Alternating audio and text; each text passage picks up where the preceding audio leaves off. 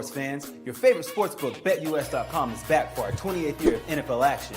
With the industry's biggest sign-up bonus of up to 200%, BetUS offers our members the opportunity to cash in on all your favorite sports, including NFL, NBA, MLB, and more.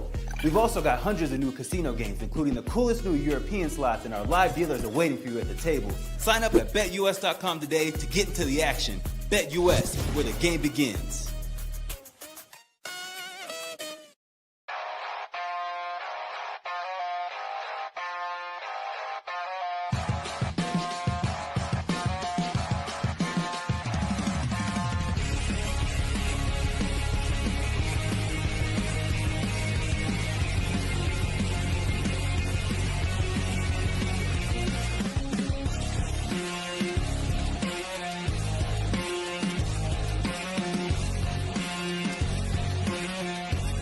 And now, broadcasting live from Las Vegas, the Snake Sports Talk Show with Jake Silva starts now. All right, ladies and gentlemen, here we go. And we are back on the Snake Sports Talk Show live on a Wednesday with my co-host and partner in crime, Chase Steffes, joining us. It's been quite a break, but we're back in action. We are back to work.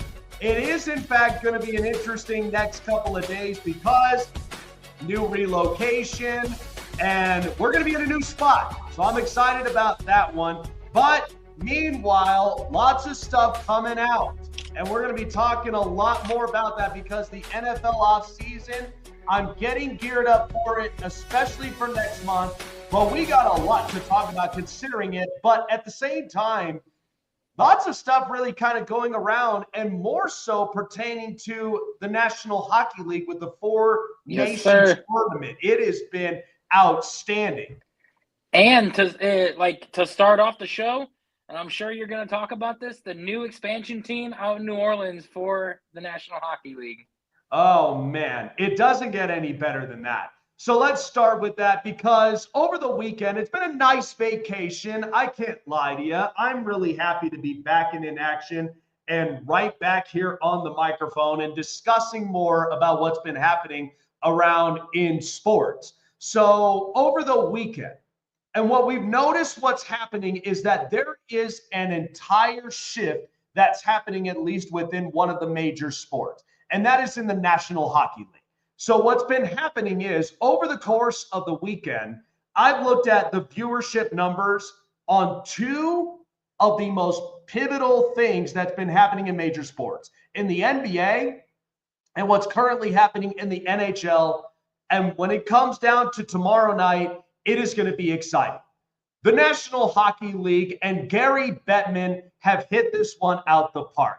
So as of recently, the National Hockey League rolled this one out as their all-star weekend, and they introduced the inauguration of the Four Nations tournament. And from what we've seen, it has been fantastic. They've hit this one out the ballpark. And you know who should be worried about this? Adam Silver in the NBA. So, you know, one of the things, what I think is so unique about some of these festivities, and at the same time, when it comes to these types of tournaments, this is where it's so pivotal, especially when you're looking at a major sport that is right now on the decline, the NBA, and the one who's more in the uprise, the National Hockey League. And considering hockey isn't even USA's major sport, this is all around the globe. Canada, Russia, Czech Republic, and multiple other foreign countries. But what's great about it is because in the last 30 years, all the teams in the United States have won the Stanley Cup more than the Canadian teams who have had their reign of dominance since I could even remember.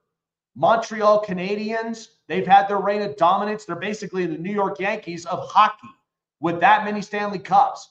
We've also watched the Edmonton Oilers. Remember the Mark Messier and Wayne Gretzky and Paul Coffey years? I mean, it was fantastic. But now you shift forward and you're getting the New Jersey Devils, the Chicago Blackhawks, the Pittsburgh Penguins, and then all the way up until recently. Now we've got hockey thriving in Florida. So in the United States, it has been thriving for 30 years, and Canada seems to have a hard time. But what's nice about the Four Nations tournament, which I love, so what they started is that they have US, Canada, Sweden, and Finland. Those are the four representing in the Nations tournament. But what's been exciting about this is because you started kicking this off with US against Canada. And what was the best way to kick it off? Well, you've heard from the Canadian crowd. They booed the national anthem, and it's all because they kind of felt a little bit salty of the fact that they have not won a Stanley Cup in 30 years in their homeland. And the other thing, to kind of top this off, there was 3 fights in a span of 10 seconds. And at the same time, USA won the game 3-1. And it's because even if you look at the overly talented roster of Canada, the difference of it is the US team, they are the ones that know how to fight against adversity, which is something that Canada has been having such a hard time with. And that's with all the Canadian teams: Calgary, Edmonton, Winnipeg, even Montreal and Toronto. They've been having such a hard time for the last 30 years trying to get over that hump. And I think it's incredible. But what's even much more fascinating is the NHL, and much like the WNBA, which their next come up is next year. Because here's the deal. What we got in the WNBA was we got a preview of what the products look like out of college basketball on the women's side. Because we got Caitlin Clark, we got Cameron Brink, we got Angel Reese, we got Camila Cardoso. We got so many really good talents coming out of college basketball on the women's side. And what's also best about this, what they missed on the opportunity, and they're going to make it up, is Caitlin Clark wasn't even put on the Olympic roster this year. I understand why, and I understand the whole pride as far as the women on the roster who has had a lengthier timeline. But once Caitlin Clark is on that Olympic roster, do you know how many endorsement deals and viewerships and marketing is going to go through the roof because she's on the roster? It's going to go three times bigger. And the other thing is, do you know where the All-Star game is going to be held? On her home turf in Indiana. And that's the perfect way to do it. In the NHL, what you're seeing right now is that the viewership over the weekend, the Four Nations tournament had more viewership than, I hate to say this, the NBA All-Star weekend. Why is that? Because nobody cares about the NBA All-Star weekend game. It's a snooze fest. It's not even fun to watch. Last year, when I first moved out here into Denver, I was watching the game. I literally am like, great. They put up 200 points. There's no defense. There's no care in the world. It just seemed like we're just running up the score with no defense. There's nothing to play for. And that's the problem. Whereas in the NHL, what they hit out in the park with the Four Nations tournament is that there's bragging rights of who arguably is dominating the sport as of today. And tomorrow, you're going to find that out. And I think this is perfect because Canadian hockey, for so long, they have developed and they have also produced great products in hockey. They have. For a long time, I mean, you look at a lot of the foreign countries. You look at Czech Republic and Russia. You know, Russia, they live and breathe hockey. That's all they do. It's all snowy out there in the Russian and Asian region. That's what they're built upon. Not to mention you sprinkle Sweden's, you sprinkle Finland's, you also sprinkle a little bit. By the way, Germany is also another country that's also been producing very good products. You heard of Leon Draisaitl? Yeah, he's very much looking really good. So the other thing is what the NHL is thriving on is that they've already set themselves a brand new television deal in Canada, which is also going to up their viewership probably by 2 times more than the NBA. They're also allowed now 2 new expansion teams, and just like Chase ended up mentioning, New Orleans is now on the map. I can only imagine who is going to be next on the map. I'm hoping, cross your fingers, Arizona gets back on the map, because I didn't like the previous ownership, but you owe it a deed to the Arizona fan base that they need to get the Coyotes back. I mean, I'm glad hockey is in Utah, and it's about time, but you owe it to them. But the difference of this is Gary Bettman is not so rigid, and he's not so insular. The other thing of it is his player safety program is much better than the program that Adam Silver's putting together in the NBA. It's more catered to the players who are more privileged and entitled, and at the same time, they're complaining. And the worst part of it is, look at the load management. That's what's wrecking it. The other thing is, as much as I like the G League, you need to get some sort of consistency in there, treating it like a minor league system. And that's the other thing that's wrecking a lot of that. And the worst part is there's no hand checks, which that needs to be put back into place to add more physicality in basketball. Because if I'm waiting on the day that NBA players come out and say hockey is soft. Because I guarantee you said that to a hockey player's face. Watch how quickly his gloves drop to the ice and he's got his fists up ready to fight. You're going to want to think twice about that.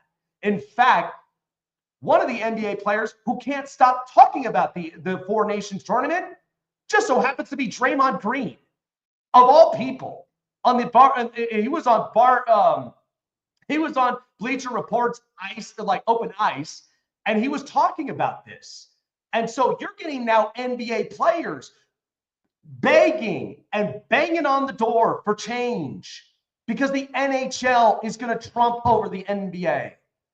What are you doing, Adam Silver? The last time that you pulled off a desperation stunt was about a few weeks ago when Luka Doncic got traded from Dallas to Los Angeles. That is the only time your viewership went up. And since then, they crumbled down. What are you going to do? The NHL is making a mockery of the NBA. I mean, next year, when the All-Star game is in Indiana, and then you have the Women's Olympic basketball team, you bet your ass Caitlin Clark is going to do the WNBA a solid if she hasn't already. And that's one of the fears NBA should have. That's a serious problem. I mean, I'll tell you one thing. Like the championship, again, Gary Bettman hit this out the ballpark because it's perfect because what in the last 30 years, USA hockey teams in the nation has dominated the sport that's not even theirs. And which is funny about that. I mean, we're watching hockey in Florida thrive. And that's the one thing that's so unheard of. Because the one thing I remember of Florida is that even if you go to Tampa all the way down to South Beach, they love the Dolphins. They love the weather. It's beach season. It's cocktails early in the morning. That's literally what Florida is all about. And you mix in a little bit of some Florida Gator, football in Gainesville, especially when you're down there in the swamp at night. And then the Bucks are winning. I mean, who knows what the jury's out on Miami? Well, that's the thing. When you get Tampa winning multiple Stanley Cups and the Florida Panthers who've been to 2 and won 1, hockey's thriving in Florida. It's crazy. It's crazy to think about because whenever I hear the USA in hockey, it reminds me of the greatest team to ever play in hockey that I can remember, and it's that Miracle team from the 1980s Olympic team. A bunch of 18-year-old kids. Of 18-year-old kids, and 2 of them came from Bowling Green State University here where I work in Ohio, and it's insane because they've got a mural in the ice arena at the BG College showing that 2 players from that team. But whenever I hear the USA in hockey, that's what I think of is that moment right there. And you got to think what's great about this, because we do have like the junior hockey leagues, which of course are all worldwide. And the thing of it is that they kind of treat it the same way Major League Baseball treats the 18 and under team, because they also do the same thing. But the difference of it is you have the youngsters coming out of high school into college, and then in the World Baseball Classic, which is every 4 years, you now have the players representing before the season starts, which is also a great brand movement because that's where most of your viewership. And at the same time, baseball has a healthy relationship with all the foreign countries that bring in these baseball stars. I mean, Japan, they're making a marketing, especially when you get a bigger brand like the Dodgers, who are endorsing it and who are getting in new ticket sales and merchandises. I mean, that's the thing. And NBA, your only best solution is to lean this more international than you are of fixing the relationship here on home soil, especially with men's college basketball. It is absurd what's happening right now. And this is why the NHL is just laughing loud at the NBA, because the like I said, and you were my witness of this the last few episodes ago, but your only desperation move, if you're Adam Silver, was the trade between the Lakers and the Mavs just to get your viewership up? Where's the innovation in this? That's why I think, the NHL, they're going to thrive on it because new TV deal, new expansion teams, not to mention the salaries is going to start to go up. And it's a perfect prime time for a lot of these hockey players, because do you know how much equipment costs these days, especially with goalies? It's insanity. Well, that and the fact that they go through like 5 or 6 sticks per game and everything because of the ones that get broken, and the amount of pucks that they lose going into the stands. There's a lot that they got to look forward to. Now, the one thing I find crazy is the fact that you have 4 or 3 professional sports franchises in New Orleans. Yeah. And the only one that they are missing is baseball. And it's crazy because I'm just like, dang, you could have an expansion team in baseball. And I know Rob Manfred's been wanting 2 more expansion teams. Mm-hmm. You've got New Orleans as a place. Orlando, they've been thinking about putting one in Orlando. Mm-hmm. They've been also thinking about bringing back Montreal. They've been talking about putting one, another one over in the state of Washington. Mm-hmm. To go along with Seattle. So there's many opportunities that you can think of, but man, how cool would it be to have another, sports franchise there and have baseball be a part of that, major franchise that they've been looking at. It's cool. Well, and you got to think, and a lot of this talk was around Nashville, Tennessee, because because their only 2 big sports markets is the Predators and the Titans. And the other thing is, if you drive up to Knoxville, it's all college town right there when you go up out there to watching a Tennessee football game. And not to mention, too, even Tennessee's basketball team, both men's and women's, they're very competitive. And so it's like you bring in baseball, which it makes a lot of sense because you're also close neighbors to Louisville Slugger in Kentucky, so it makes a lot of sense. And you're directly, not that far from the Cincinnati Reds, not that far from the Atlanta Braves. You're not that far from, a lot of these baseball franchises that you can see out there. And it's there's many different opportunities. And Rob Manfred's been looking at this for so long that I'm beginning to wonder what is taking so long with this. And I'm also beginning to wonder if he is trying to put more than just one team together, because or 1 or 2 teams, because if he's trying to do 2 teams, it's not going to be able to work.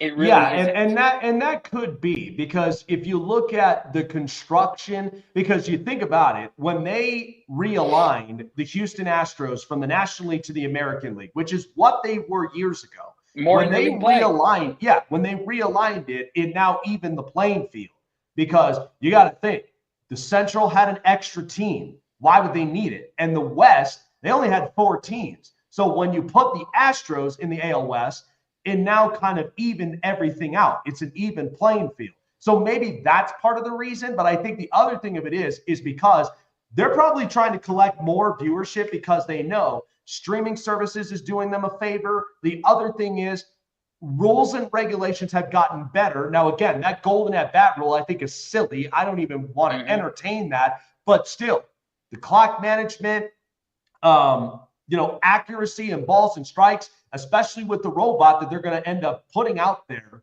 And then the other thing, I mean, regular season play with the ghost runner at second to wrap up these games to kind of get it faster so I could go to bed at a reasonable time during the week is one of those things that's making Major League Baseball up its numbers. And well, now you can't overrun second base either. You can't. Nope.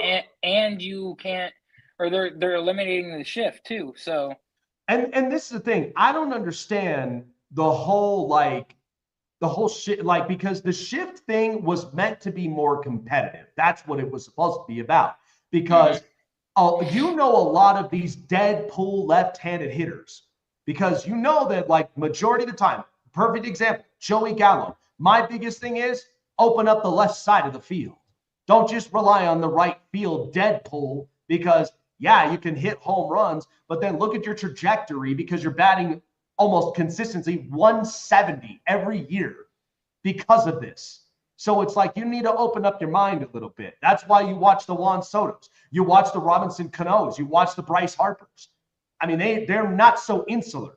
But when you get somebody like Joey Gallo, it's like it's hard for me to feel bad for you when it comes to that. I wouldn't even eliminate that whole thing with the shift because it's making it more competitive to now shoot the other side. That's all you really have to do. And then you got a guy like Jose Ramirez who can bat from the left or right side. That's right. It's just you've got so many switch hitters nowadays that having the shift helps out. But no, you can't. Yeah, you can't have any infielder go to the top of the outfield grass at the infield there, and you are also not allowed to bring in an extra outfielder to play at the top of the grass either. So they are basically eliminating the shift and making it much more difficult, but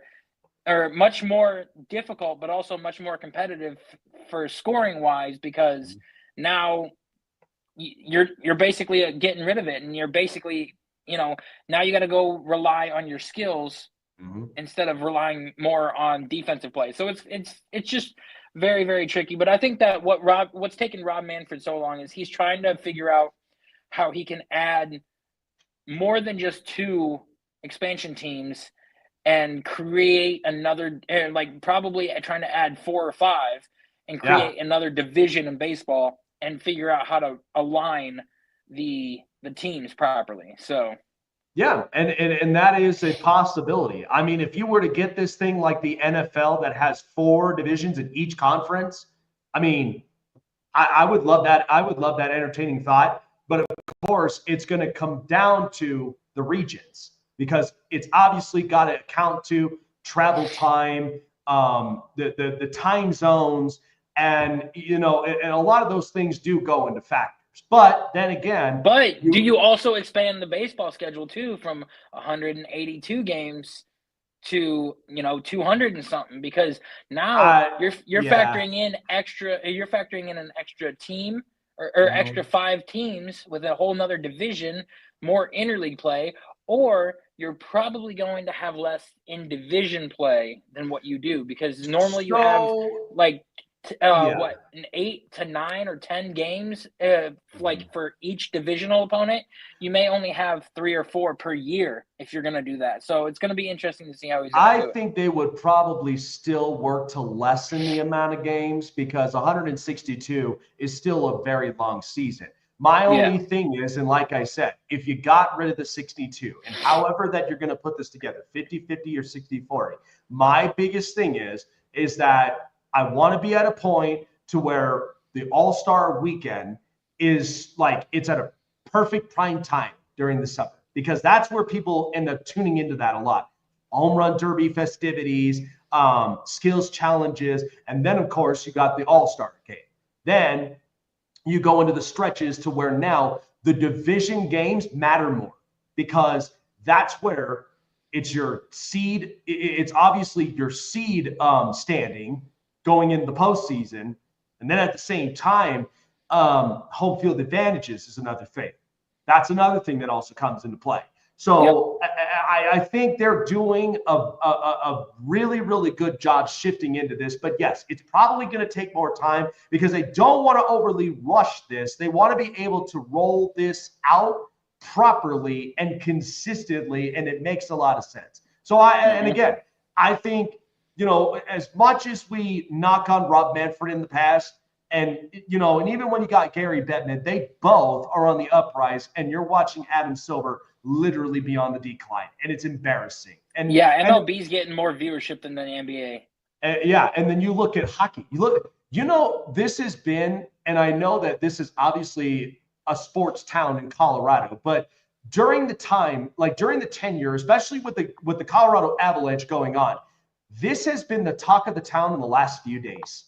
It has been all over. I've been speaking. I did not go a single day without somebody talking about the Four Nations. Like, they're not even talking about the NBA at all. And not only if you have a lot of diehard Denver Nuggets fans out there, there are more people tuning into the Four Nations than they are of just the NBA. Because they live together in harmony. It's true. And at the same time, nothing changed because the Fire Nation didn't attack. But the thing is like the product is better. That's what disappoints me about the NBA. But we got a lot more to talk about. Coming up next, you all, and when I mean you all, you the fans, and even the people that I have come across, you have harped for the last 2 weeks about what do we do with Jalen Hurts. Well, here's what I've got for you. I have my top 10 that I will break down, and Chase would then share with me his. But I've done a lot of research with this, and I have been in so many different, off the record arguments with people when it came to in the last 2 weeks. I'm really surprised my brain hasn't caved in, because this was way too much already in 2 weeks after Super Bowl. Like, it has been a lot. And we're going to get to that here in just a second. And not to mention, what's the deal in Los Angeles between the Rams and Matthew Stafford? That we will get into coming up next. Well, folks, like we've said before, BetUS, they have been on fire, and specifically more, Four Nations tournament and Super Bowl in the NFL season may have come to a close, but not so much for the prop bets that could be going on during the offseason. Where do players land during this offseason? Who's going to get franchise tag? Who's going to end up getting traded first? There's so much that is going on at BetUS as we're getting ready to almost close the month of love in February. And we're getting ready for the madness of March. So you don't want to miss out on what BetUS has in store for you. With their award-winning sports book for over 30 years, not to mention their best-in-class prop bets and contests that are going on every single day of the week. And not to mention, when you sign up, you also get your very own account managers who steer you into the pathway of greatness when it comes to sports bets on your next contest. Now, all the best in class is why BetUS is the most trustworthy sportsbook and daily prop betting for your next game. It has been fantastic. Not to mention, check out the casino play that's also available at BetUS.com. Sign up at BetUS, and when you do, $50 or more in your deposit in the first 3 deposits that match up to 125% bonuses of up to $2,000 in winnings in just those 3 deposits. Triple the amount of fun, especially when you got the WNBA around the corner, you got NBA playoffs, you got the NHL trade deadline and playoffs, and the Four Nations Championship tomorrow. And the Combine next week. And by the way, NASCAR races, NASCAR season's underway. There's so much happening at BetUS, but don't get overexcited. Gambling problem? Call 1-800-GAMBLER or seek therapy in your respective states wherever you may be, because BetUS doesn't want you to get overexcited and gamble irresponsibly. They want you to get the best out of what BetUS has to offer. Check out BetUS for yourself today and get on the edge of the action. BetUS, where the game begins. Want to find your seat for the event of your choice but can't get one that fits your desire or your budget? Well, my friends, SeatGeek has you covered. SeatGeek is the official sponsor of the Snake Sports Talk Show. With a list of over hundreds of events to choose from, SeatGeek will assure you that you won't miss your seat with the amazing view of your choice at the most affordable price. Whether it's looking for your best seat in the house of your favorite sports team, finding live concerts that get you closer to your favorite artist, or enjoying your spot at your favorite live shows, comedies, and more, SeatGeek has it all just for you. Go online to SeatGeek.com or download the app on your mobile device through Google Play and the App Store. And as a special offer before checkout, use promo code SNAKESPORTS and save yourself $20 off of your purchase of your first ticket, and experience why SeatGeek is the most trusted ticketing app for your next event. Remember, that's SeatGeek.com and download the app on your phone with promo code SNAKESPORTS for $20 off and find your seat with SeatGeek.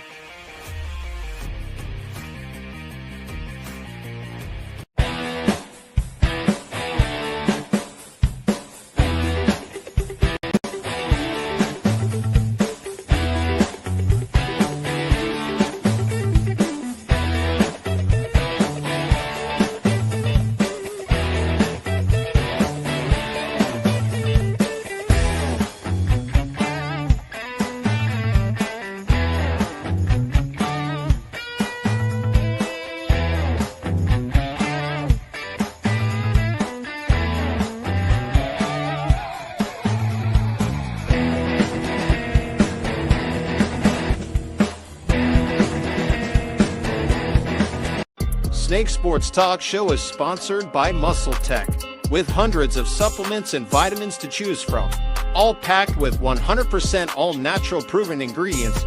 You can be sure that Muscle Tech will give you the edge and the boost to train and look like your fit and healthy best, whatever your goals are. Try Muscle Tech today and use promo code SNAKESPORTS to save 30% off your purchases. Back here with you on the Snake Sports Talk Show. So glad to be back. It's been a hectic couple of days, but I'm fresh from vacation. I'm fresh from recollecting my thoughts after the Super Bowl and what we were trying to basically break down. I do have my top 10 quarterback list, and I would love to hear a lot of people's comments on this, but I've spoken to a lot of people about it. And like I said, this has been such a more overreaction, and yet a little of a complicating way to break this down than when it should be. But we'll get to that in the bottom half. I do want to end up addressing something here that I thought was interesting. So the LA Rams are in a interesting situation, and this is all pertaining to quarterback Matthew Stafford.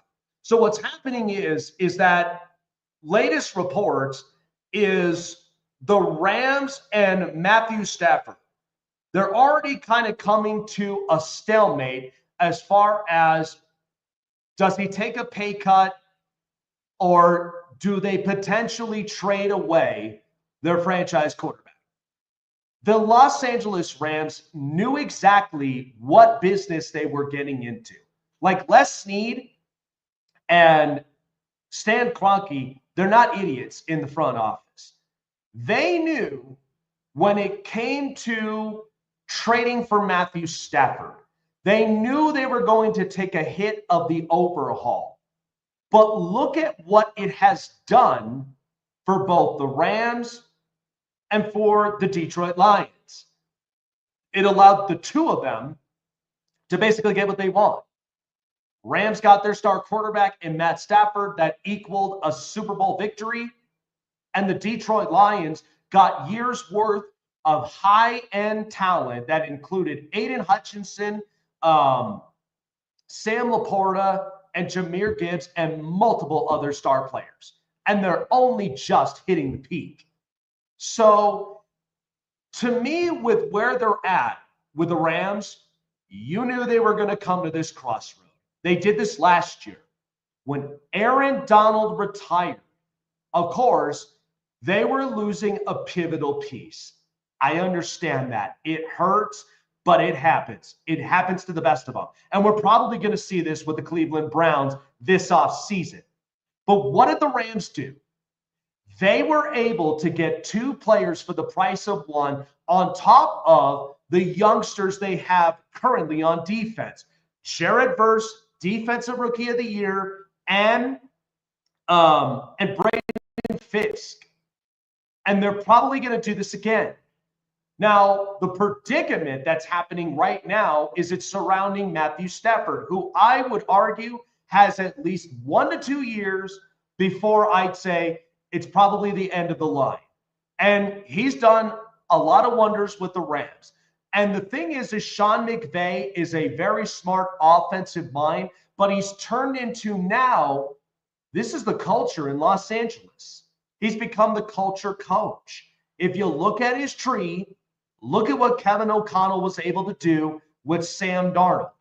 Look at what Zach Taylor, I know most people will rebuttal this, but offensive side of the ball, look at what they're doing right now with as far as reconstructing the contract. And we'll talk a little bit more on that, even with the news. But offensive side of the ball, Joe Burrow, T. Higgins, and Jamar Chase, it hasn't skipped a beat. The problem is, defensively, it doesn't look that solid. But they can fix it this offseason. And there's multiple others in Sean McVay's tree. But with Matthew Stafford, I mean, he's gotten you a Super Bowl ring. You did him a service because you got a better offensive line. You had a better offensive construction with weapons and consistent play calling out of Sean McVay. Because when Jared Goff got shipped off, along with the draft picks that now turn into hits, Jared Goff's not a terrible quarterback. The problem is he doesn't perform under duress when the situation is not ideal. That's the problem with Jared Goff. But he's productive, he's efficient when the offensive line plays at its best. Whereas Stafford, he's had multiple surgeries. He has had multiple times where he's been injured. And at the same time, he's produced not only with Calvin Johnson, but he's produced with Marvin Jones. He's produced with Golden Tate. He's produced with a lot of receivers. And Stafford, all he needed was that uplift to get him a Super Bowl, to put him and stamp him as a potential Hall of Fame quarterback. That's all it was. And so now you're at this point where you don't want to pay Stafford the premium, and that's the problem. And I get that. Now, the thing that's circling around is, what if the Rams traded Matthew Stafford to the New York Giants? That's been a revolving door. Now, what's happening is the Giants, they have got to do a service to Brian Daboll. You saw on Hard Knocks how they let Saquon Barkley, one of arguably your best employees in your company, walk out the building and win a Super Bowl to your arch rival? Yeah, you don't think people are going to hinder that over your head? If you're Joe Schoen, you've got to make this up. You got to fix it. To me, Stafford, what he brings is experience, and not to mention production in the last 2 years, potentially, of his career. But the best part is, you not only just bring in a veteran quarterback, but you draft the heir behind him that will be the next franchise quarterback, which could be Shedeur Sanders, or you bring in Jackson Dart, multiple other quarterbacks. It is not a strong quarterback class as of this year. It's not. Because if it was, then we wouldn't have these talks of these quarterbacks being potentially projects outside of Cam Ward and Shedeur. But you want to bring in consistency, and that is what the Giants have been lacking for the last 12 years, since Tom Coughlin left the building. So you do a service to Brian Daboll and you get him a quarterback. You get Matthew Stafford for at least 1-2 years. You build up the next quarterback behind him that could be your next franchise future. And then at the same time, you've already got Malik Neighbors. You've already got Jalen Hyatt. And you've already got potentially a tight end. They probably will address one at some point in the future, but you got to fix that offensive line. Evan Neal clearly is a miss. Outside of Andrew Thomas, who am I trusting on that offensive line? You also got to get consistency in the run game. So to me, the Rams are at a point where now they need to start collecting their future. They knew what they signed up for when they traded for Stafford. They said to themselves, you know what? We'll take 3 years of the first round picks away. And eventually, we're going to want to recollect that back. And they did. Jared Verse and Braden Fisk are both hits.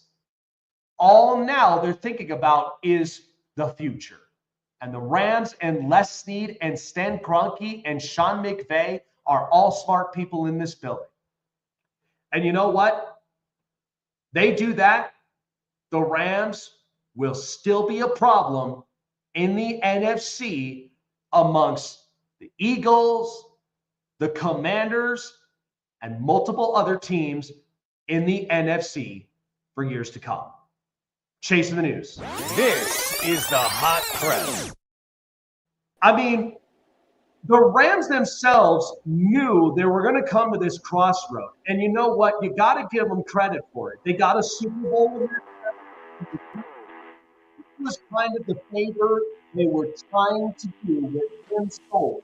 Because what this did is it now stamped him even further as a Hall of Fame candidate. Now he's got a Super Bowl on his belt. He was arguably the top quarterback scouted out of high school, and then goes to one of the top programs in the SEC in Georgia, the #1 overall pick, and he's become productive ever since then. Yes, yeah. Detroit was not the most favorable landing spot, but he made the best out of it until it was time for him to have his moment. And he's about 2,000 yards away from passing Dan Marino and Matt Ryan all time for yards in the league, and bump up to number 7. Right now he's at 10. He'll bump up to number 7 in the league for the most pass yards. And if he can get 4,000 yards this year, he'll bump up to number 6. Yeah. So he'll easily be a Hall of Famer once he is eligible for it. First ballot, I don't know. But he's definitely going to be a Hall of Famer because of the stats that he's been able to put up. You know what's funny is he has an opposite upbringing of Drew Brees, if this makes sense. Because remember, Drew Brees started his career in San Diego for a short amount of time and then built a culture in New Orleans that equaled a Super Bowl championship. And it also allowed him to where he ended up getting a lot of the best offensive players. When you look at Marquise Colston, Jimmy Graham, Michael Thomas, and multiple others, it allowed them to now start to build upon that. But now they're kind of coming into a crashing burn moment because no Sean Payton and no Drew Brees. But with Stafford, what's funny of it is he spent his longevity worth in Detroit that this time around, his now short resume with the Rams overlaps the longevity that he spent in Detroit, because there's a Super Bowl title, there's more passing efficiency, and he's also passed for more touchdowns since he's been with the Rams than what he has in his entire career with the Detroit Lions, which is a crazy thing. I think he's almost at that 400 touchdown marker and everything, which is pretty nice. That's but right, into the news, we're gonna start off with the WNBA, because with how popular it's becoming and how much more widely known a lot of these players are, because people are getting more invested in it and more interested in it than what they are in the NBA. We got news that in 2027 or 28 we are going to have the Cleveland Rockers come back for the WNBA. Dan Gilbert spent $250 million to bring them back to Cleveland for the WNBA. And who are we to thank for that? You know what's funny about this is it's kind of interesting because you know who I would wish would make a comeback? The Houston Comets. I really wish they would make a comeback because they were actually very competitive at that time in the WNBA. And it's now opening the door, and which is why that I'm like, I know a ton of people have backlashed at this at the start when it came to Caitlin Clark. But the difference of this is Caitlin Clark has now allowed this to where she's blowing this now up and out of proportion to where players are getting endorsement deals. I mean, you just saw Angel Reese now come out with a meal in McDonald's. So she's got that endorsement now coming there. You got shoe deals, you got and it's all because of that draft class and with her at the helm, it's now allowing for other WNBA players to feast on this. She's the LeBron of the WNBA. Oh my God. She's starting to become the Jordan of the WNBA because of the endorsement. She is. And like the fact that Cleveland is bringing back the Cleveland Rockers of their old name and everything, and the old logo, everything is coming back for the WNBA for that team and that franchise. And it's going to be the games are going to be played at Quicken Loans Arena as well. I guarantee you in the next 5 years, okay, between the NBA and the WNBA, who are you going to name out more? I'm thinking WNBA players. Yeah, because I don't know a damn thing about some of these NBA players. Like, and that's a problem. They lean more towards the international, which, to be honest with you, what are these international players really doing than the domestic ones? They're not out there with their endorsement deals. They're out there just living the life. Because you got to think, they have a different upbringing on foreign soil than they do if you were born in the States. Because the States, we have everything. You got commercial deals, you got endorsement deals. You're on the public view at almost 24/7. Whereas, I mean, look at Jokic. You really think Jokic enjoys being on the public's eye all the time? I watch his interviews all the time. It doesn't look that enjoyable. I can hardly even understand what he's saying because of the broken English. So it's like, yeah. Yeah, it's crazy insane. But now we're going to transition into the baseball side of things. The pitchers and catchers reported last week. Now we've got a lot of the other players reporting this week and everything. And you've got a lot of baseball news. But one in particular is the Boston Red Sox and the drama that is going on with them. They signed Alex Bregman to a 3 or 4 year deal this offseason. And they want him to play third base. That's where he's, become an all-star at. That's where he's gotten gold gloves at.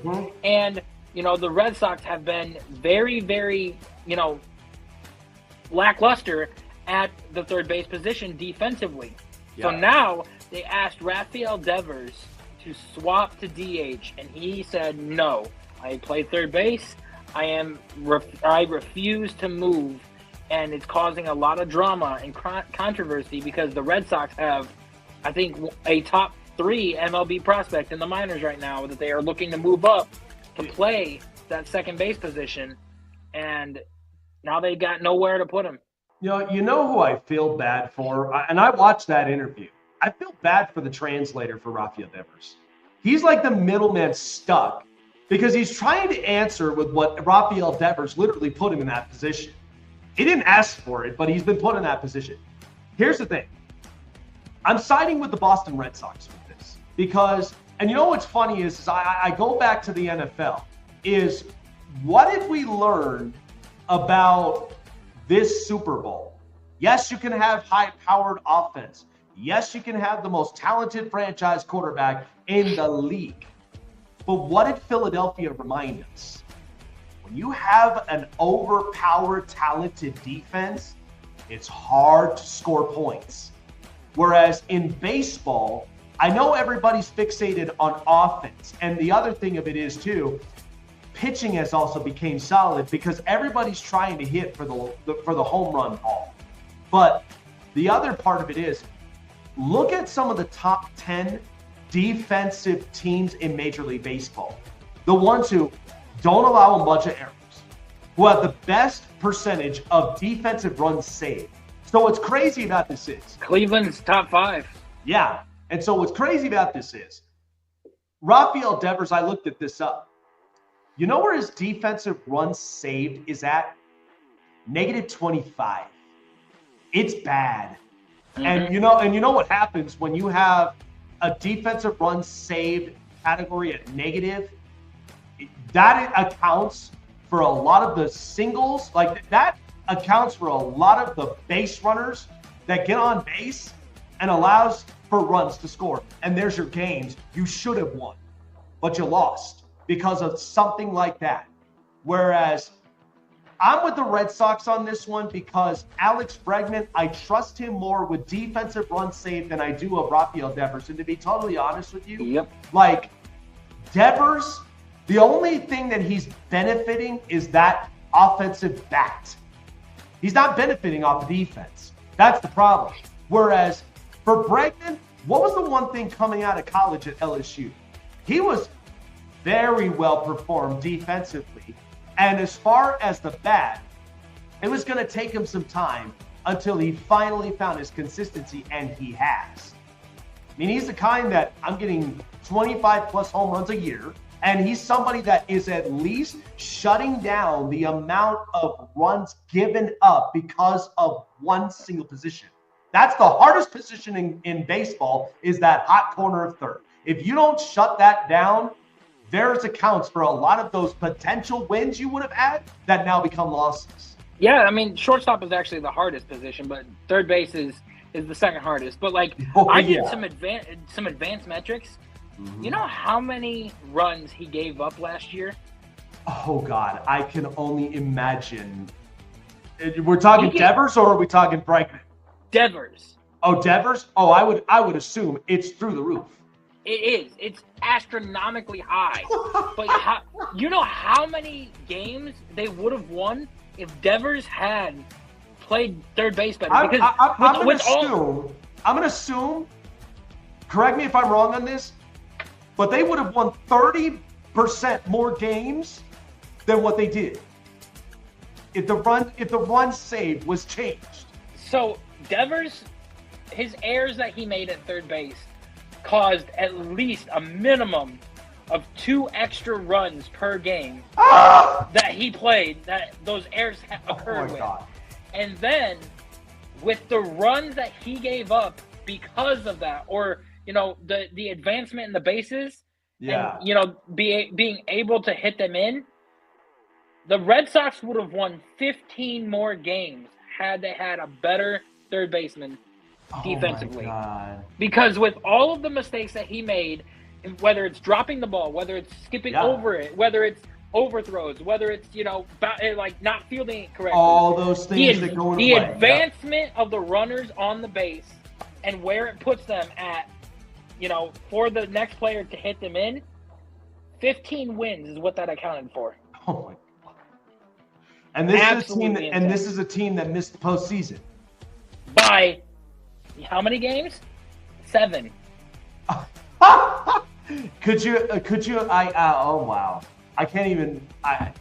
This is why 7 or 8 games is what they missed the postseason by. But what's so funny about this is because, and I like what the Red Sox are doing now offensively. I'm still in the air with their pitching, but offensively they're getting better because you're getting some important bats back from injury, because Trevor Story, the jury is kind of still out on him, whether or not that he will be a pivotal piece in this roster. But Tristan Casas, Duran Duran, like, you got talent on that roster. It may not be the talent that you once had when you had Mookie Betts before you shipped him off to the Dodgers. But the thing is that, I mean, you just watch the Yankees. They literally gave up Juan Soto, who's arguably a very, very good player in baseball, for the price of 3 to 4 players. And they're loading up because they know they just got into the World Series and they want to get back into it and maybe potentially win it. But the Red Sox, they want to be a team that's going to piss a lot of teams off. And I could see that happening. And now, the thing is, when you add that now third base in Alex Bregman, watch how different the defensive runs saved now become W's because of that. Yep. And don't be shocked if they bench Devers or releases his butt because he is not, playing ball correctly. I think you would probably have him sit out the lineup as a reminder and to really kind of set the tone in the organization that, look, we're going in this direction. You either want to be a part of this or you're out. And listen, I don't want to take him out too heavily because I know offensively he does account for those runs batted in that he has. Because, offensively, he's a star hitter. But you got to think about the benefit for the organization first than that. Because you missed out on 15 games that could have been W's. Imagine what that would have been like, and you only missed the postseason by 7 games. That point, you would have been the last place team in the wild card. Yeah, because I think that they were the third team out of the wild card. If they won those 7 games, I think they would have barely made the wild card by either half a game or by close. 1 game. They were so close. Let's transition into the last little bit of news that we've got, and we've got the combine around the corner next week. Actually, the 24th through the 2nd of May, and we actually have a lot of videos going around with Cam Ward and Shedeur Sanders. Oh, yeah. How spicy is that? The 2 top quarterback prospects in the league and where they're going. And a lot of speculation around Super Bowl time was Shedeur going to Cleveland. That was his first visit. That is going to be his first visit at the combine as well. And not to mention, there's a video that just surfaced recently saying that the only team that he plays in Madden is Cleveland because he likes the way that they run things. So what I am hearing is Deion Sanders also met with Cleveland and the front office and the ownership and everything when they went on a video call with Shedeur. And it sounds like Deion is giving the approval for Cleveland to draft him if they want him. Well, and this is the thing, and you and I both spoke upon this because this was a hot topic depending on what kind of power and say that Deion Sanders truthfully has. And I told you this. If you're a parent, and I understand you want the best future for your kids, but sometimes us as parents, we need to take a step back and reevaluate we want the best for our kids, but if I taught them well enough to blaze their own trail, to set their path, let them. Because they'll never know their true selves. And I mean, they'll never know what the best of them they can get in life. And especially when you're in the NFL, you won't know the best version of yourself unless you actually put yourself to the test. That's the thing. So, and did you also see the other video that surfaced out between him and Cam Ward where they were both going at it with each other and he literally said Cam literally gave up on the team? Yep. And it's literally, Cam said, out of these 3 teams, which one is going to, make the Super Bowl first?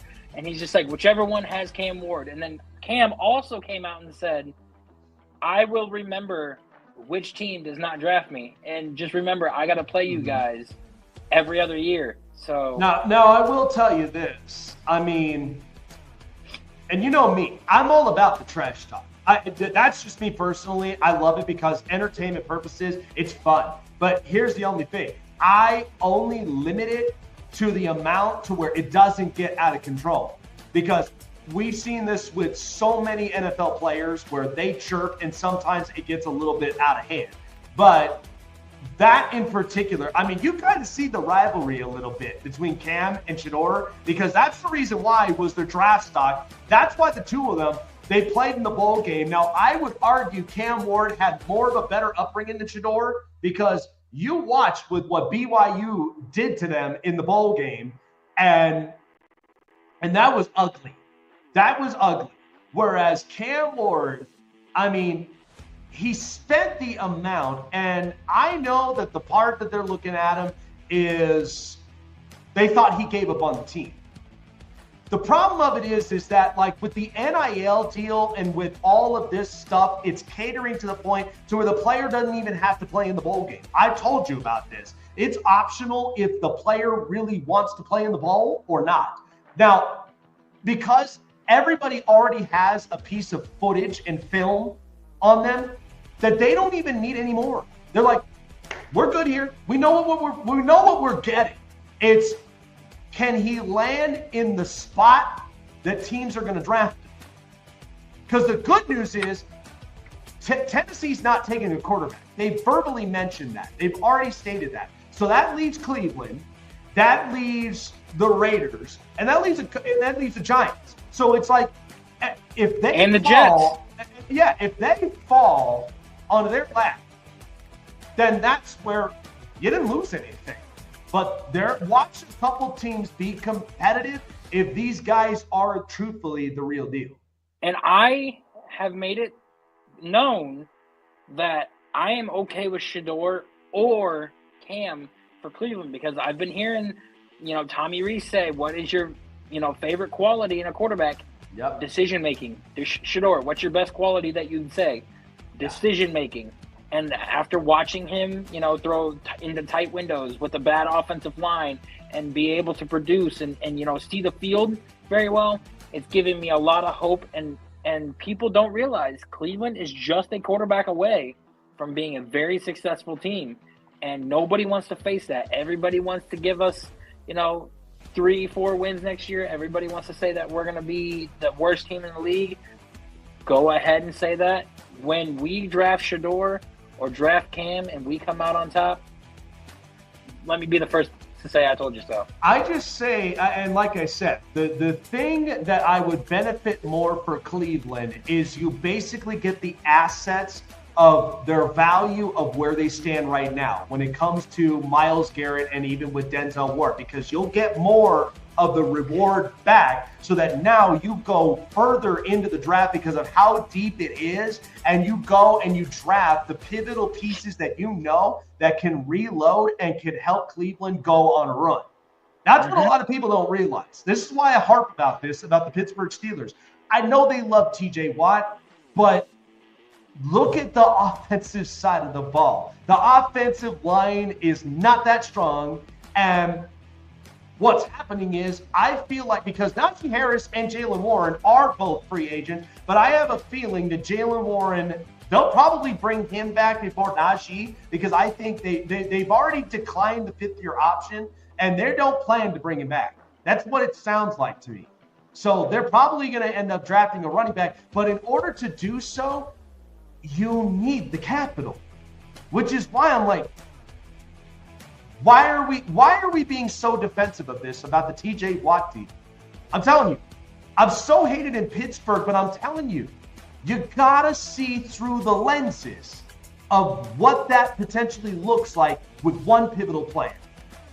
Cleveland's in the prime spot for this because they would not be losing anything. They're saving up money. They're doing themselves a favor, and you're gonna reload so you have future contracts you can pay out. Like, it should not be rocket science for any of this. Nope. All right, Chase with the news. This is the Hot Press. You guys have been pulling my strings now for 2 weeks talking about Jake. Where do we put Jalen Hurts now after the Super Bowl? Because a lot of people, the problem that I'm having right now, which has, I'm kind of lucky that my brain hasn't turned to mush for the last 2 weeks because I've been hearing every single outside voice, and it has been so surprising and daunting to me the way that the public is literally viewing a lot of these quarterbacks. It is spoiler alert, he's not in my top 10. So, okay. So you now have already came out and stated about Jalen Hurts. So here's what I got on my top 10. So be prepared for what I have in store. Are we going based off of this year, or are we going based off of overall? So I'm going a bit based off of overall in the now. That's where I'm going at. So here's what's interesting about this. Music, please. So, all right. So let's start off at number 1. This is my top 10. So here's what I'm breaking down at number 1. I don't care what it is. Like, I don't care about this at all. Like, okay, he's looked bad this year. I don't care about that. The standard still stands on Patrick Mahomes at number 1 because his ceiling is the Super Bowl and the floor is the AFC Championship. He has been to 7 straight AFC championships since he's been in the league, and he's already won 3 Super Bowls to this point. Does it suck that he didn't get a 3-peat? Yes, but that doesn't hinder on his long-term career when you're talking about, because the Brady and Mahomes conversation has been kind of put to rest for now. I've only here's what I've done. When I get through a chapter of a book, I have a bookmark. I've left the bookmark at where it stands right now, and I've closed the book for now until I reopen it again. That's how I treated this whole thing with Tom Brady and Patrick Mahomes. So I'm putting Mahomes at number 1. Now, the 2 through 4 could be very interchangeable, but I feel like at number 2, I put Josh Allen on this one. Because Josh, when he first came in, you know how raw talented that he was. He didn't start winning playoff games until the offensive line got better, weapons around him started to get better, and not to mention the offensive play calling with Brian Daboll and with Joe Brady has allowed Josh Allen to be more consistent, more efficient, and more productive. And not to mention, look at the run game he has. So Josh Allen, what that's turning into playoff wins. That's turning into division titles. And that's why I think with Josh Allen, what people are kind of signaling out is that Josh isn't in the big game. He will get there, much like the other 2 quarterbacks I have listed. Because number 3, I'm putting Joe Burrow. He has a Super Bowl appearance. Granted, he didn't win it, but at the same time, on his healthy years, he is arguably the most efficient quarterback I think I've ever seen. Purely from a pocket standpoint, because you saw the amount of passing yards he had this year, the amount of touchdowns, and the touchdown to interception ratio. Holy cow, it is ridiculous. But this is why Cincinnati needs to do him a favor and get him a better defense. And at the same time, from what reports are saying, they want to retain the top 3, which is Jamar Chase, T. Higgins, and Trey Hendrickson. Everybody else, you can change them out. But they got a new defensive coordinator in Al Golden from Notre Dame out of Marcus Freeman's tree. So who knows how that defense will look. Number 4, I'm putting Lamar Jackson. And the only reason of this is because I know with what he is in the regular season. He wins 80% of his games when he's on the field. He's 23-2 all time against the NFC. Just because he lost to the Philadelphia Eagles and the New York Giants does not mean that hinders the amount of wins that he still has against NFC opponents. And Lamar, the knock on him is when they get into these big games, he does tend to at some point fall. But this year, here's what's different. Is that on Lamar Jackson, or is that just on the play calling for Todd Monken and company? Because remember, they were the most run efficient team amongst the Packers and the Eagles this past season. Okay, and why they didn't end up running the football more often with Derrick Henry, one of the most perennial running backs that we've seen in our generation, I don't know. But Lamar eventually, like Burrow and like Allen, will stamp in getting his opportunity to play in the big game. Now, number 5, this is where it was controversial, and this is where I got pushback, but I'm putting Matthew Stafford there. Because here's my deal about Stafford. Stafford has at least 2 years left until you call it a career. But since he's joined the Rams, with a Super Bowl win, he's been arguably the most efficient quarterback, at least in his position in the NFC. And at the same time, Sean McVay has transformed him to be the most productive quarterback that we see. Again, I know most people don't want to hear that because they're like, well, he's only won 1 Super Bowl, but what's his playoff successes? But here's the deal. since he's joined Sean McVay, his percentages as far as production levels and even with playoff wins has actually increased than where it was in Detroit. So that's why with Stafford, I would take him because you know what it's reminded me of? When him and Cooper Kupp and Puka Nacua are on the same field, look at the percentage they're winning their games. When those three are on the field, that's why I put Stafford there up at 5, because I know he'll be productive alone at his position at quarterback. Now, number 6, this is why I put Jalen Hurts here. The reason of this is because he is at 6, scratching the surface to the top 5. And the only reason of this is because if you want to compare the Super Bowl victories, compare this to the 2013 Seattle Seahawks team with Russell Wilson. What did they have in common? They both had a great defense that they leaned upon. The other thing is that like Russell did not have to do a ton when it came to offensive production. Why? Because he had a perennial running back in Marshawn Lynch, much like Saquon Barkley. Now, I will take Devontae Adams or Devontae Smith and A.J. Brown over Doug Baldwin and Golden Tate all day. But the thing of it is, they were so effective as far as offensive weapons. But here's the other thing. How many times did Jalen Hurts run out the pocket to go get first downs? And look at the tush pushes. I know people still harp on it should be banned, but why? So you're saying he won because of a super team. That's basically what you're saying. So I'm not saying that in particular. Now, he does have very effective pieces around him. But the difference is that with Jalen Hurts, unlike Brock Purdy in this predicament, this is why Brock is not on my top 10. And the only reason of this is because I've watched Brock with a super team and I've watched Brock with about nearly an average or above average roster. When those pieces are taken away out of this equation and he's just a quarterback. And I've seen the difference.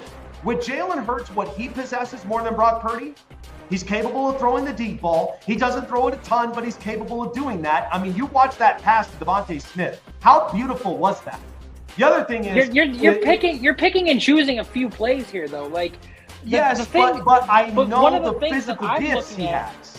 One of the things that I'm looking at is like he's got a super team. Look at all of the times that he has not had this top-notch defense or this spectacular offense with one of the best running back in the league. I did. And now you're looking at a Jalen Hurts that can't even make it out of the first round of the playoffs and getting bounced by the Bucs because he's not a quarterback that you can rely on to carry you to that threshold.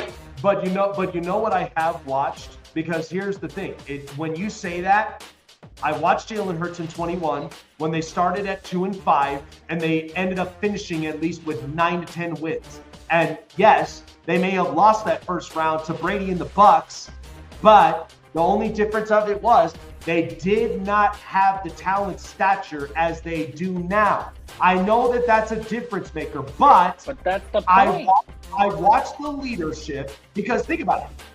They started 2-5. They thought this was a failure of a project because they also looked at Nick Sirianni at the same time. They didn't take him seriously that first year. But after the Flowers comment, they went on a tear. And I felt like it's because somewhere in there it clicked. It doesn't click to like the team of the 22 and the 24, but it clicked enough to where they went on a run and they made a playoff appearance. I mean, I get it, but like you see the teams, like look at Mahomes. He won the Super Bowl last year with Mecole Hardman, Juju Smith-Schuster, and Sky Moore. Josh Allen won an MVP with Khalil Shakir and Dalton Kincaid. Lamar Jackson won an MVP with Miles Boykin and Marquise Hollywood Brown and everything. And like, what do all of these guys have in common? They have been able to take a terrible, crappy roster and still make it very far and get into the playoffs, get to the AFC Championship, get to the Super Bowl, win the Super Bowl.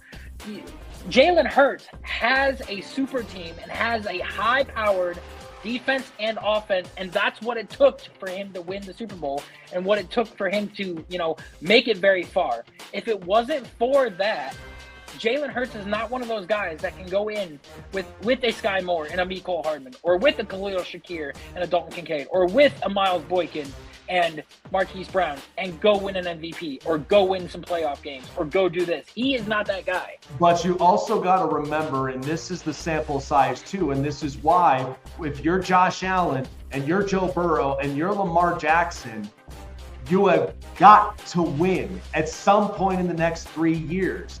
Because here's the thing.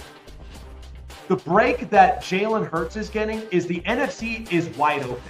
Because there's so many other teams that could represent in this conference. I mean, we've seen San Francisco, we've seen the Rams, we've seen several other teams that have represented on the NFC side of things, and they've been different quarterbacks. But this is why the closest thing that I have to Jalen Hurts, at least in this stature, is Russell Wilson. Because remember where Russell was. He had two he had two Super Bowl appearances, won, which were back-to-back here. But the thing about Russell is Russell didn't have to be the Superman because he had a capable team around him. He only had to do the bare minimum that he is capable of doing. Whereas for Jalen Hurts, it's about the same thing. Now, if you're talking about quarterback stature, that's why I have him at 6 and not in the top 5. Because here's the thing. He hasn't cracked over 4,000 passing yards.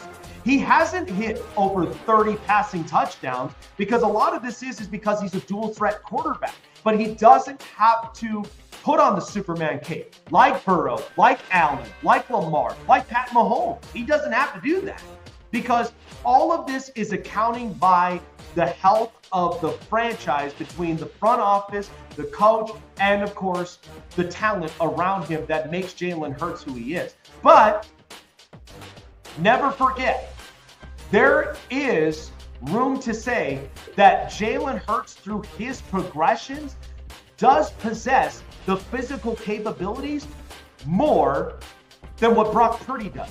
You've heard me say this all the time. Brock Purdy's nothing but a mobile Jimmy Garoppolo. I'm sorry to have to bust a few bubbles of San Francisco fans, but that's the truth. Like, this is why I don't have Purdy in my top 10. And I'm not even finished with this, by the way. So number 7, I don't care what anybody says, because recency bias has literally, like, it's kind of gotten me to where I went 0 to 100 very quickly, but then I had to digress because, I mean, it's social media. Who cares? But Justin Herbert at number 7. The reason for this is, I understand for recency bias, you don't put him in the top 10 because of obviously one playoff game where he threw for 4 picks. You don't put him in the top 10 because he's 0-2 in the playoffs. You don't put him at top 10 because he doesn't have division titles when he's sitting in the same division as arguably one of the best generational quarterbacks of our lifetime.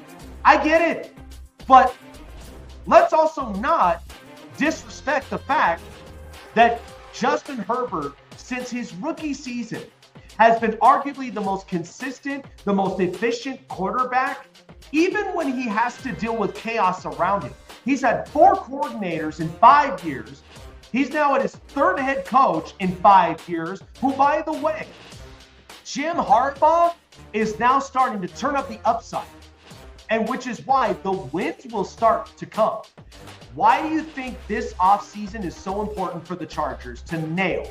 Because they know if the floor is 11-6 with that talent last year, imagine what the team's ceiling is after free agency in the draft.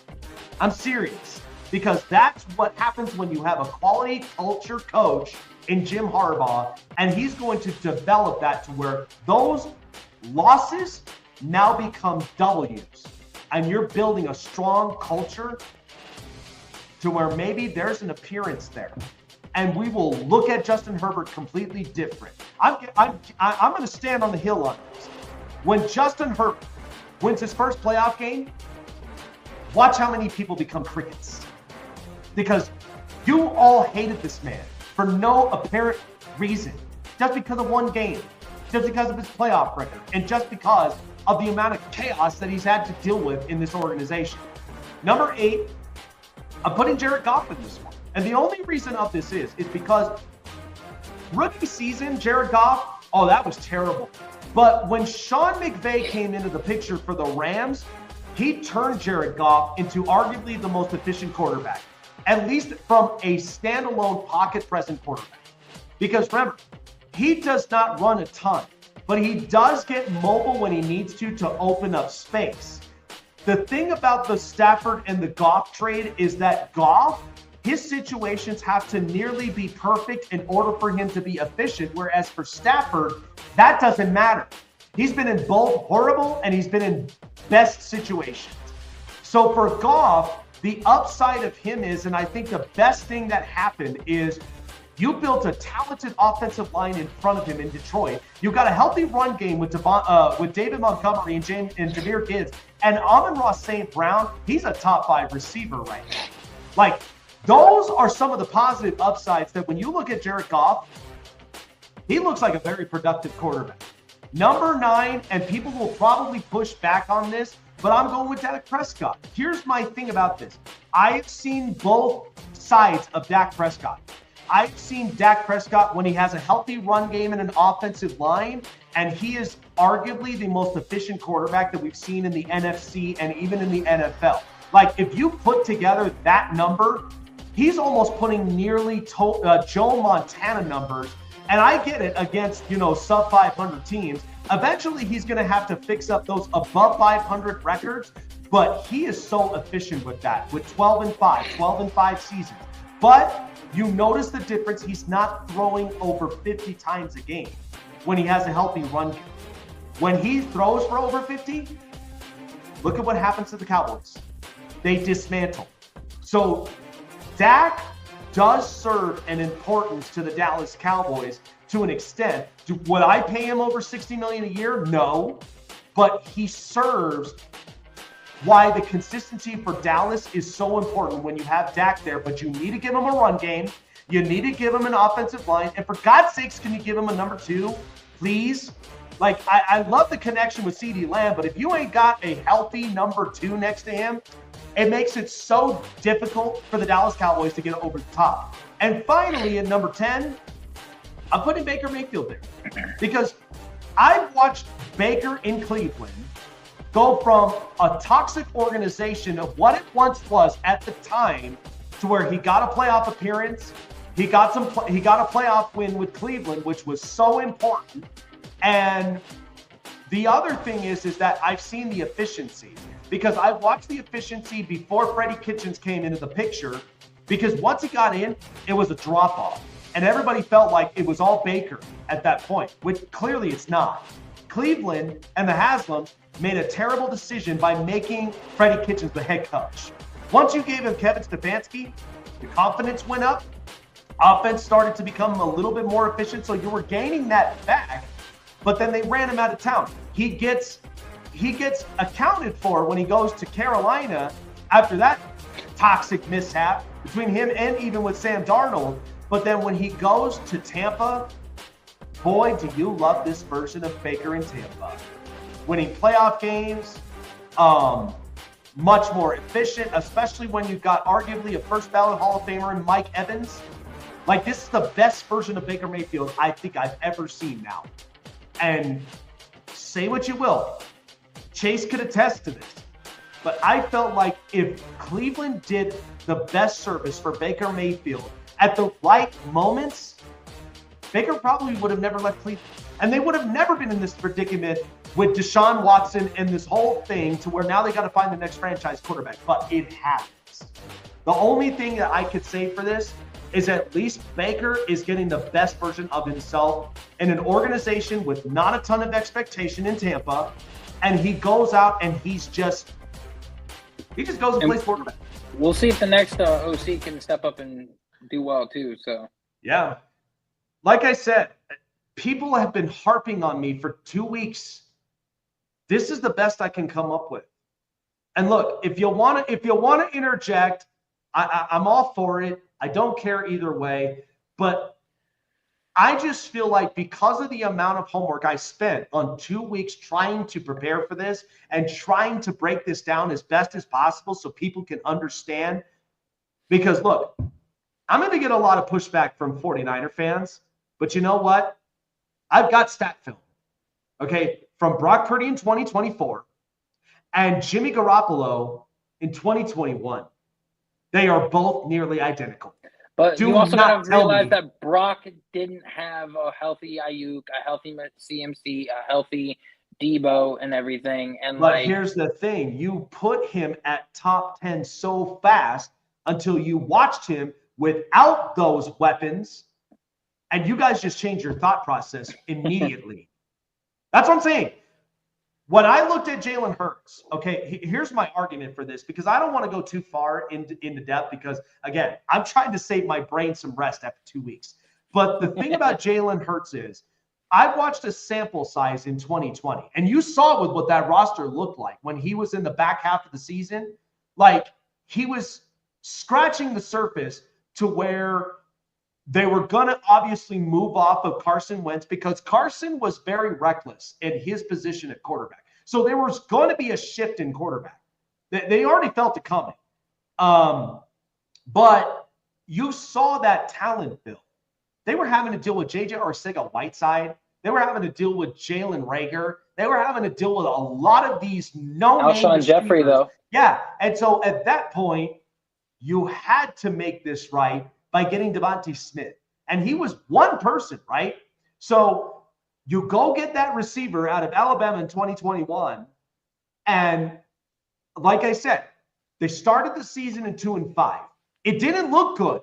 People were already starting to scrutinize Nick Sirianni because, one, he butchered his interview when he first got the job. He was not prepared for that interview. And I know a lot of people, like, you look at Liam Cohen, and the only thing about it is, as cringeworthy as it is, I just hope he transforms Trevor Lawrence. But with Nick Sirianni, he was not prepared for that interview at all. And they start 2-5. People are like, is Nick really the guy? What is Jeffrey Lurie and Howie Roseman doing? That was a topic for quite a while. And then when the Flowers comment came into play from Nick Sirianni, they started going on a tear. They won 9-10 games, made a playoff appearance. Yes, they lost to Brady in the Bucs and whatever, but their talent. Well, they also lost to Baker in the Bucs last year too. But I'm going to get there. But this is the thing. That roster build in 21, look what happened the year after. They get A.J. Brown, which caused a GM to get fired. And at the same time, they went and drafted Jordan Davis. Okay, they get him, and they knew because there was a shift between him and with Fletcher Cox. The other thing is you had Avonte Maddox, you had James Bradbury, you had Darius Slay. You had a defense that was capable of going on a tear to get to the Super Bowl. That 22 year, because look how efficient that offense was. And yes, part of that is because you had Steichen and Gannon, their coordinators that really made a lot of it happen. But when you watch that Super Bowl between the Chiefs and the Eagles would have won that Super Bowl for a few reasons. Had Jalen Hurts not fumbled the ball, had they not been in that situation to where that kind of turned a lot of the turn of events, that was a competitive Super Bowl. And by the way, Jalen, because of the trail from Kansas City, you remember that. Kansas City was leading that game. What did Jalen Hurts do in 3 plays? He answered right back. That's why part of it is Jalen has the capabilities as far as his leadership, his pocket awareness, and understanding the talent around him was the biggest pivotal part. Now, they may have lost by 3, but remember, that defense gave up a crap ton of points. That was not the kind of superior defense than what this 24 defense looked like. Now, 23, they went on a 10-1 tear. And remember, they felt like they were on cloud 9. And then, yes, the drop-off. That made Jalen Hurts look bad. But it made the whole Philadelphia Eagles team look bad because Brian Johnson was not the right coordinator. Sean Desai was a disappointment. And then they go into Matt Patricia, and it made everything worse. And then you saw with how they literally were vulnerable by the time Baker and company came in and beat the Eagles. But they did not pin their face on the floor for too long. Because in 24, what did they do? You had Jalen Carter, but then you go and get Cooper DeJean and Quinyon Mitchell. Look at how the shift of talented defense, and this is all accounting for Jeffrey Lurie and how he runs. That's why with Jalen Hurts, the problem people seem to have, because this, again, I'm not knocking anybody for whether you do have Jalen Hurts at top 5 or whatever, like I get it, or you don't have him in your top 10, and I get that too. But a lot of this is because people perceive Jalen Hurts differently. But like I told everybody, the closest thing you can put this to in Jalen Hurts right now is about the same build as Russell Wilson had. Russell had 2 Super Bowl appearances. Won one of them, should have won the second, but we all know the controversial call. But what happened to Russell during the stretch with Seattle? Yes, he's been to a few playoff games. Yes, he's come away with playoff wins. But notice how Russell's confidence goes up when he's got a defense. That's why Pete Carroll, when people realized that, it was not all on Russell. And you found that out very quickly by the time you left Denver, and Denver stunk it because, one, their head coach was terrible. And at the same time, Pete Carroll just got Geno Smith to the playoffs. So with Jalen Hurts, he has the physical capabilities better than Brock Purdy, which is why Brock, I've mentioned this before, he's a mobile version of Jimmy Garoppolo because, one, he's accurate. He distributes the football. Yes, he accounts for the offensive structure that Kyle Shanahan puts together. But I'm telling you, I'm not lying to you. When I watched that video of one of my good friends who runs a podcast here, when he put Brock Purdy's 24 campaign next to Jimmy Garoppolo's 21 campaign, your jaw will drop. It is nearly identical to each other. That's why I'm like, is that really Brock Purdy's physical gifts? Is that really Brock Purdy's IQ? Or is he just another subject to Kyle Shanahan's offense? Could be. Which is why that, like, and here's the thing. They just promoted one of their coaches to offensive coordinator now. Now that Kellen Moore is in New Orleans. So the jury now is held of what does Jalen Hurts now look in 2025? Does this equal another Super Bowl appearance? Or could this be a drop-off? Which is why, in my respective opinion, and I'll bring this up again, and I apologize for my listeners, but why I put him 6, scratching the surface at 5, is because Jalen is accounted for the successes in the playoffs. Not to mention, when you watch his leadership, when he distributes the ball to all of his components, this is why Justin Herbert, with that horrible playoff game against the Texans, you know that that's hanging over his head. And this is why he cannot lose this next year. Because you know what the narrative is going to be, Chase. They're going to say, Herbert is overrated. Herbert is not the guy. And he cannot win a playoff game. You have to get him an offensive weapon this year. You cannot go away from this draft without getting a weapon for him in the first, second, or third round. You cannot go out of this draft without getting one. Now, while you have this list up here, I'm going to go ahead and rattle off mine real quick. I'm going to go with Patrick Mahomes at number 1. Okay. A guy like that, you do not put him any lower than that because he has proven time and time again that you give him 13 seconds, he will win a fucking football game for you. I guarantee it. I'm putting Joe Burrow at 2 just because, his first year in the league towards ACL, second year in the league, Super Bowl appearance, and, had the best stats in the NFL last year, all out of all the quarterbacks. Yes, Josh Allen has an MVP, but Joe Burrow's looked better than Josh Allen has over the past couple years. Josh Allen, going to put him at 3. Winning that MVP, getting it, doing more with less over Lamar Jackson. It's a very, very close vote that they had. And the fact that he has gone further than Lamar Jackson has multiple times I'm going to put him at 3.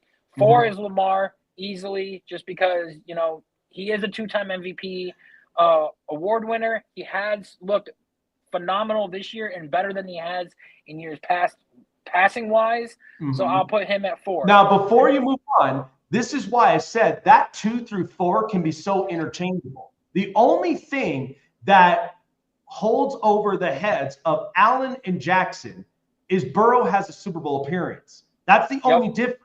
And he's the only QB to beat Mahomes in the head-to-head in the playoffs, too. So. That's right. But we've also seen what all 3 of them have looked like when they face each other in the playoffs.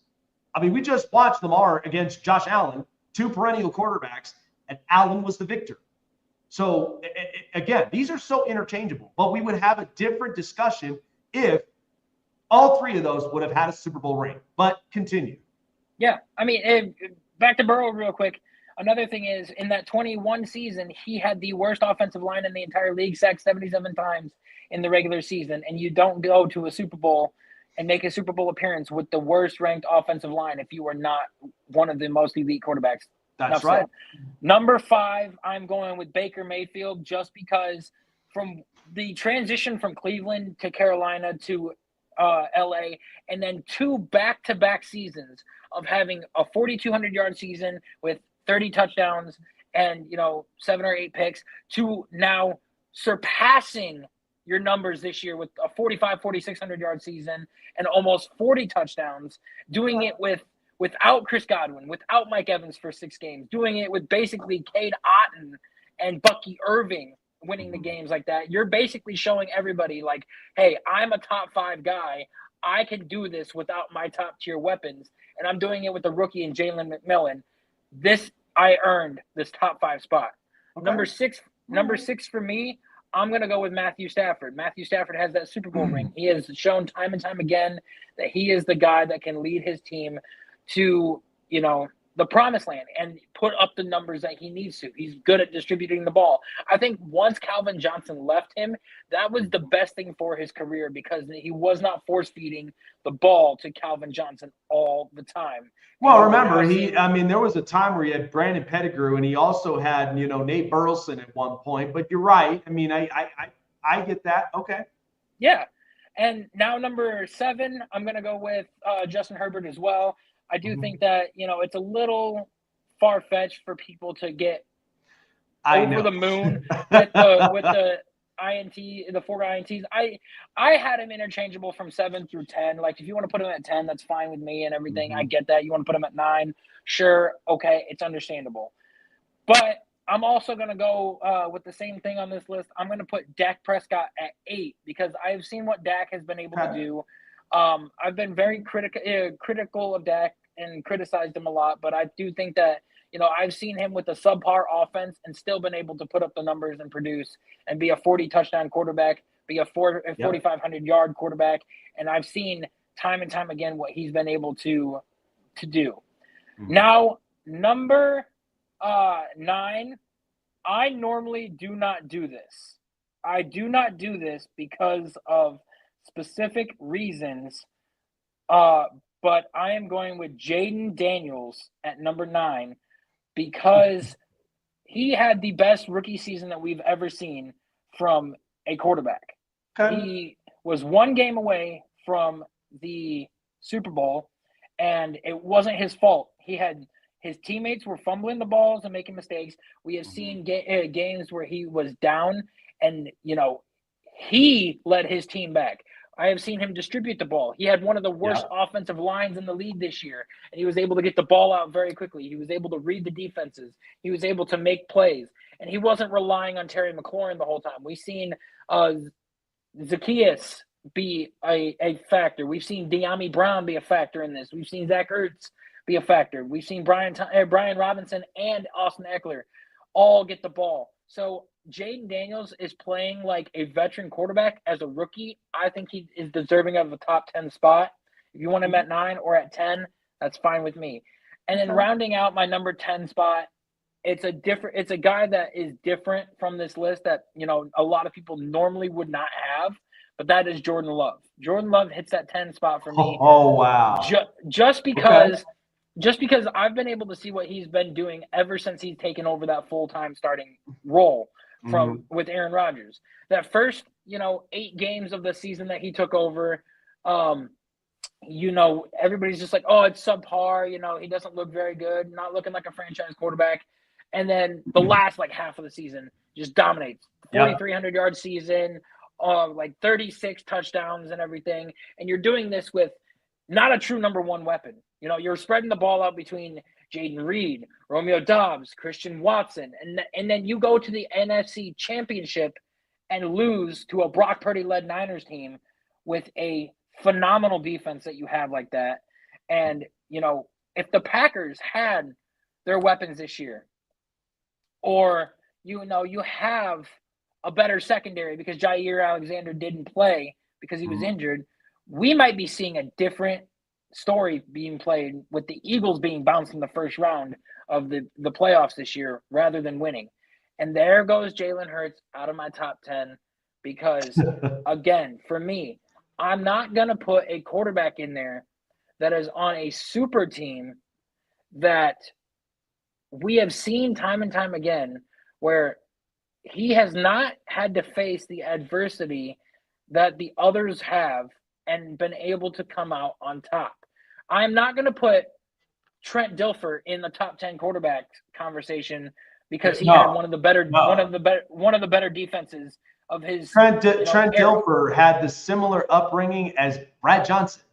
I'm not going to do that.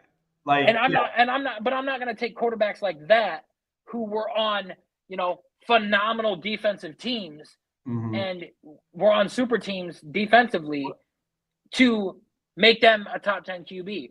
Jalen Hurts, I'm not saying he's Trent Dilfer, but what I'm saying is you have the best running back in the league in Saquon Barkley. You have arguably the best secondary in the league with Quinyon Mitchell and Cooper DeJean and Darius Slay. And then you've got one of the better defensive lines with Jordan Davis, Jalen Carter, Nolan Smith, Barnett. You've got a top 5 offensive line in the entire league with Lane Johnson, Mekhi Becton,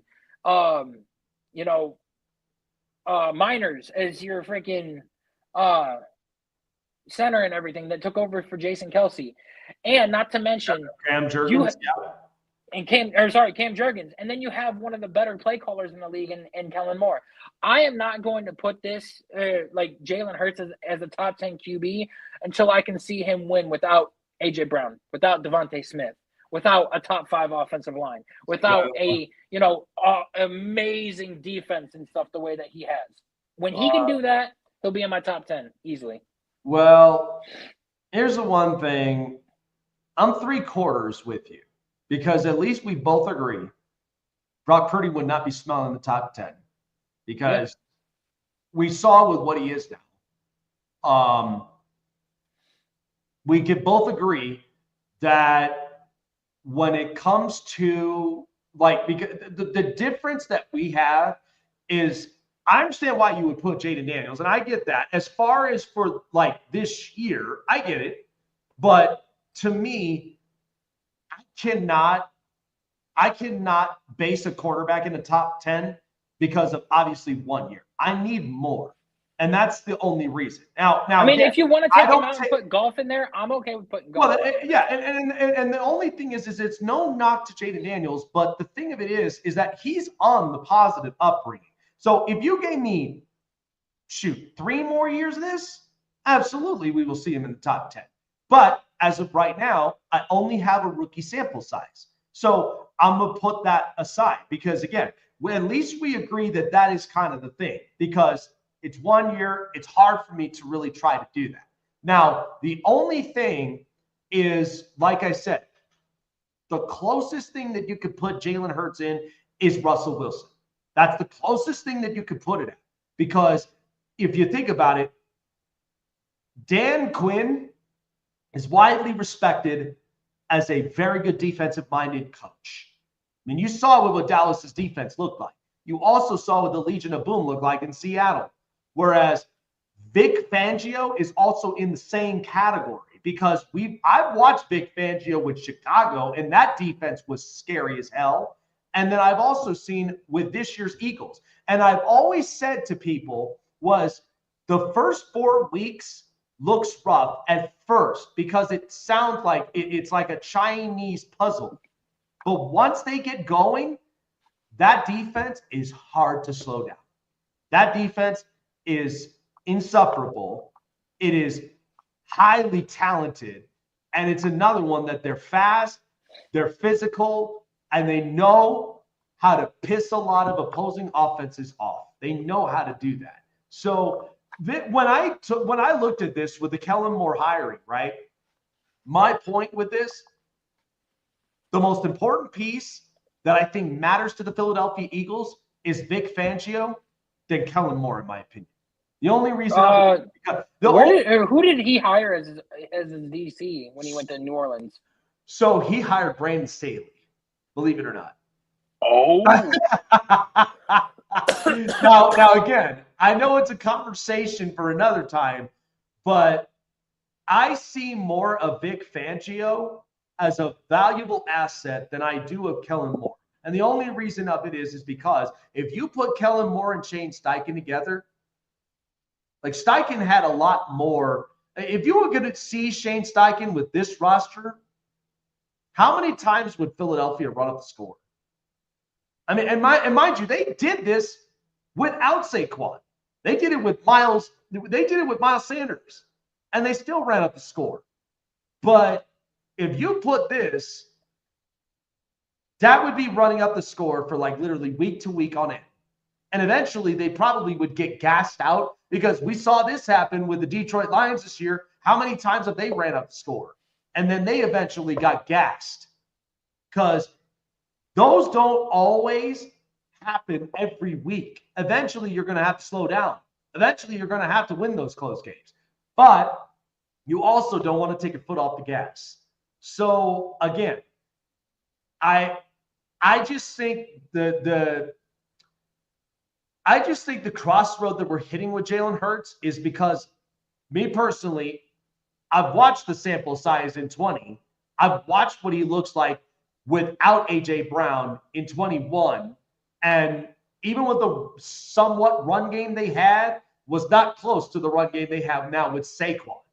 So, but when they upgraded in 22, still without Saquon, they have Miles Sanders. They still ran up the scores, and they were efficient, but they were not quite over the top. And I think a lot of that is because accounting for the defense. Because remember, they gave up, 38 points to Kansas City in that Super Bowl? That's not good for a defense. And this defense gave up 22.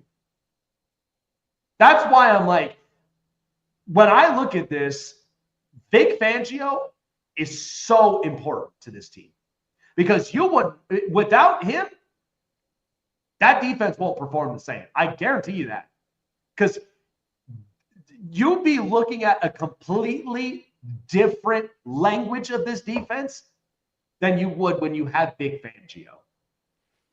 I'm telling you. And like I said, your opinion is your opinion, much like everybody else's.